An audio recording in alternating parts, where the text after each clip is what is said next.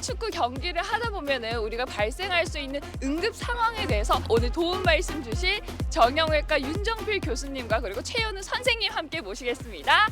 나와주세요. 함께 대표적으로 가장 많이 발생하는 게 앵클 스프레인이 되겠습니다. 격하게 방향을 틀거나 공을 경합하다가 발목이 안쪽 또는 바깥쪽으로 이렇게 삐게 되는 경우가 많은데, 안쪽에 있는 정거비 인대나 삼각 인대가 늘어나거나 인대가 아예 파열되는 경우를 굉장히 흔하게 볼 수 있습니다. 또 흔한 손상인 중족골 골절인데요. 대개 5번째 발가락 쪽에 생기는 존스 프랙처가 대표적인 예인데, 이 부위는 뼈가 잘 붙지 않기 때문에 부러지고 나면 수술해야 되는 경우도 많이 생기고, 수술 후에도 골절 부위가 다시 부러지는 경우가 종종 생길 수 있습니다. 다음은 축구에서 굉장히 흔하게 발생하는 햄스트링 손상인데요.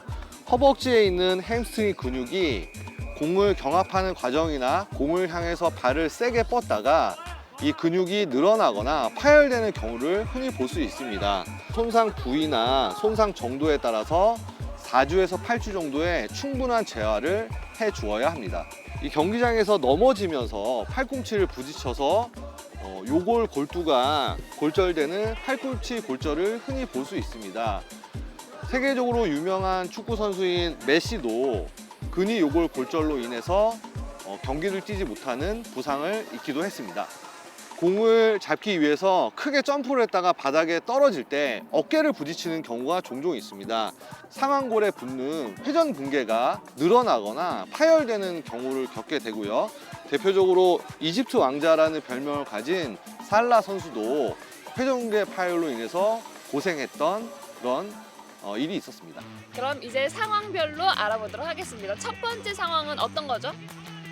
축구 시합 도중에 가장 흔하게 발생할 수 있는 발이나 발목의 인대 손상이나 골절 때 하지 부목 고정을 하는 방법을 알아보도록 하겠습니다. 근데 이거요. 어떻게 어디가 불편하세요? 다리. 조심하세요. 네.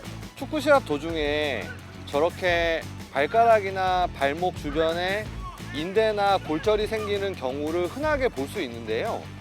이때는 먼저 다친 부위를 고정해 주는 것이 매우 중요합니다. 그래서 이렇게 압박 붕대 등으로 손상된 부위를 잘 압박해서 부종이 더 심하지 않게 해주고, 우리가 보통 방기부스라고 하는 하지 부목 고정으로 손상 부위를 튼튼하게 움직이지 않게 잘 고정해 주는 것이 매우 중요한 초기 응급처치가 되겠습니다.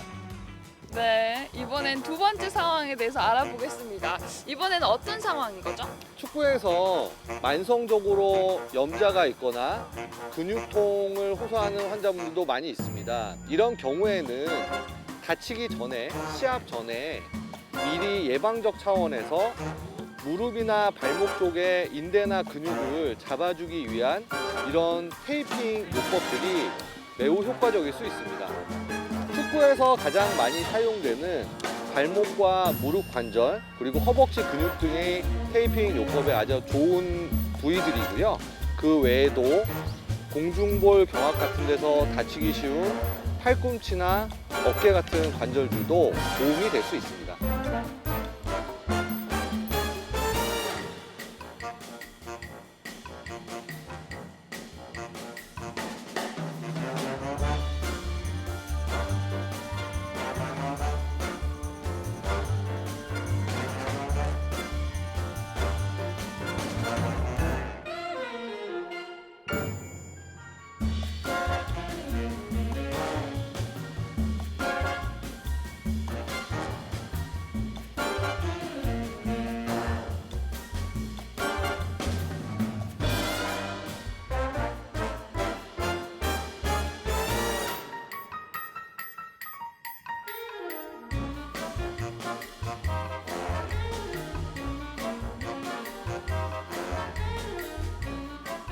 자, 세 번째는 어떤 상황이죠?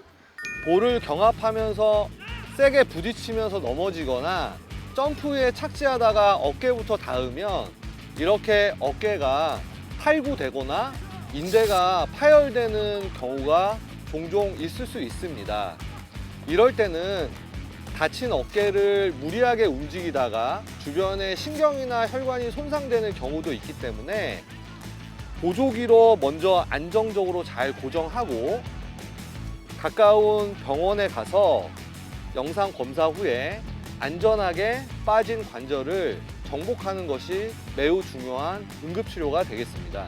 근데 주로 보면 어깨가 빠지면 그 현장에서 서로 맞추려고 하잖아요. 그렇게 해도 되나요? 예, 보통 흔하게 발생하는 전방 탈구의 경우에는 현장에서 의료진이 아닌 일반인이 뼈를 맞추거나 관절을 정복하는 경우도 종종 있습니다.